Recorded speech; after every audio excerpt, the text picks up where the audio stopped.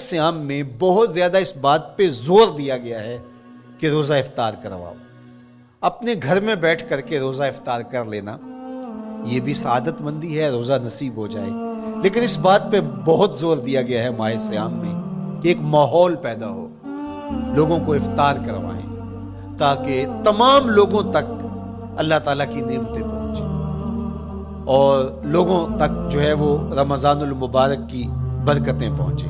تو ارشاد فرمایا ومن فطر فیہ صائما، جس نے روزے دار کا روزہ افطار کروایا، کانا مغفرۃ لذنوبہ، تو وہ افطار کروانے والوں کے گناہوں کی بخشش کا ذریعہ بن جائے گا. یہ افطاری گناہوں کی مغفرت کا سبب بن جائے گی.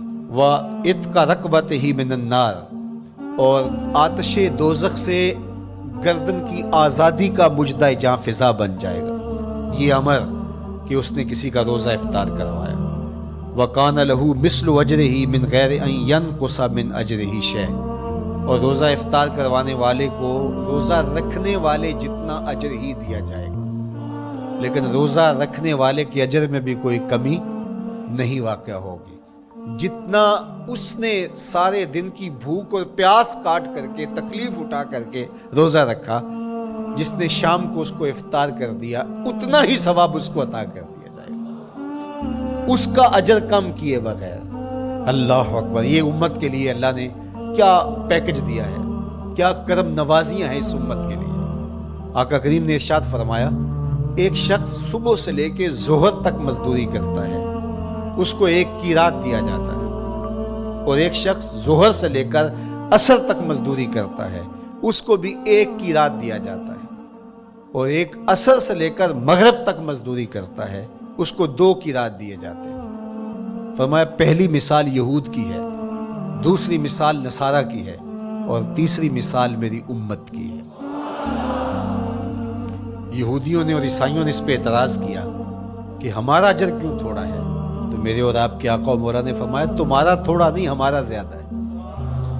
آج کل اگر 1000 روپیہ مزدوری چلتی ہو مزدور کی، تو کوئی شخص صبح سے شام تک ایک شخص سے مزدوری کروائے اور 1000 روپیہ دے دے، اور دوپہر کو اڈے سے جا کے ایک مزدور اور لے آئے اور شام کو اس کو بھی 1000 روپیہ دے آئے، اور ایک شخص کو عصر کے وقت لائے اس کو 2000 روپیہ دے دے، تو 1000 والا کہے کہ میرے سے زیادتی ہوئی ہے، تو اس سے زیادتی تو نہیں ہوئی، اسے تو پوری مزدوری دی گئی. اب اس پہ مہربانی ہوئی ہے، اس پہ رحمت ہوئی ہے. تو کہا یہود اور نصارہ کی یہ مثال ہے، ایک صبح سے ظہر تک مزدوری کرے اس کو 1 قیراط، ایک ظہر سے عصر تک مزدوری کرے اس کو بھی 1 قیراط، اور تیسرا بہت تھوڑا وقت عصر سے مغرب تک مزدوری کرے اس کو 2 قیراط. کہا یہ امت محمدیہ علی صاحب الصلوات کو دیا گیا نور ہے. تو ایک شخص نے سویر سے لے کر شام تک روزہ رکھا، بھوک کاٹی، پیاس کاٹی، سخت شدت کی گرمی سہی، اور ایک شخص نے شام کے وقت اس کو روزہ افطار کروا دیا. اور سنو حضور علیہ الصلوۃ والسلام کا فرمان، جب حضور نے فرمایا کہ اس کو پورا اجر ملے گا پہلے کے اجر کو کم کیے بغیر، تو صحابہ کا تو دل تڑپنے لگا کہ یہ کتنی بڑی بات ہے. اب آپ جانتے ہیں کہ یہ زمانہ ایسی معاشی خوشحالیوں کا نہیں تھا، لوگوں کے پاس تو نان شبینہ بھی میسر نہیں ہوتا تھا.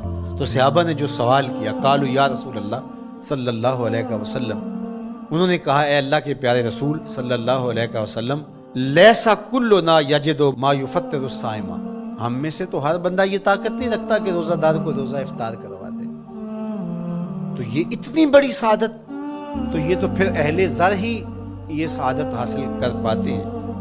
ہمارے جیسے لوگ تو پھر جو مال و دولت نہیں رکھتے تو وہ تو پھر یہ سعادت نہیں حاصل کر پائیں گے.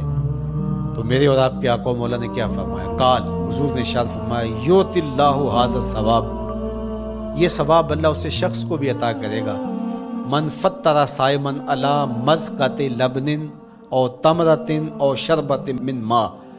فرمایا کہ یہ اجر اللہ اس کو بھی عطا کرے گا جس نے کسی کا روزہ 1 گھونٹ دودھ سے کھلوا دیا، یا 1 کھجور سے کھلوا دیا، یا پانی کے 1 گھونٹ سے اس کا روزہ افطار کروا دیا.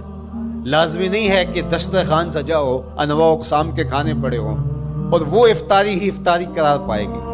جس نے کسی کو وہاں باہر ٹوٹیوں سے پانی کا گلاس بھر کے، کٹورا بھر کے سادہ پانی بھی پیش کر دیا تو اس کو بھی ثواب مل جائے گا۔ کتنا ثواب ملے گا؟ پورا روزہ رکھنے کا ثواب اس کو ملے گا۔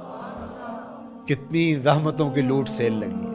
کوئی ایسے بھی بانٹتا ہے، کوئی ایسے بھی کرم نوازیاں ہوتی ہیں، لیکن میرے رب کے خزانے کتنے کھلے ہیں۔ میں نے مدینہ المنورہ میں ایک شخص کو دیکھا کہ وہ روزے کے وقت وہاں سے ہی گلاس لیتا اور زمزم سے بھرتا اور روزہ داروں کے آگے رکھتا چلا جاتا، اور روزانہ اس کا یہ عمل ہوتا۔ نماز عصر کے بعد شروع ہوتا، جتنی اس کی پہنچ ہوتی ہر ایک کے آگے رکھتا چلا جاتا۔ پانی بھی وہاں سے لیا، گلاس بھی وہاں سے لیا۔ اللہ اکبر! فرمایا دودھ کا ایک گھونٹ یا پانی کا ایک گلاس یا ایک کھجور اس نے کسی کو پیش کی اور اس نے اس سے روزہ کھولا، اللہ کے محبوب فرماتے ہیں پہلے کے اجر میں بغیر کسی کمی کے اس کو پورا پورا ثواب روزے کا نصیب ہو۔ اللہ اکبر! اب سنو، پھر حضور نے ارشاد فرمایا ومن اشبع صائمن، اور جس نے صحیح اہتمام کے ساتھ روزے دار کو اچھا کھانا کھلایا، اچھی پرتکلف افطاری دی، سقاہ اللہ من الحوض شربتا لا یظمأ حتی یدخل الجنہ، اس کو حوض کوثر سے ایسا جام ملے گا کہ اس کو کبھی پیاس نہیں ملے گی یہاں تک کہ جنت میں چلا جائے گا۔ اللہ اکبر! اس کو کوثر کے جام نصیب حشر کی گرمی میں۔ اور آپ کو معلوم ہے، علماء سے آپ نے بارہا سنا ہوگا کہ جام کوثر جس نے ایک بار پی لیا پھر 50,000 سال کے دن میں اس کو دوبارہ پیاس نہیں لگی۔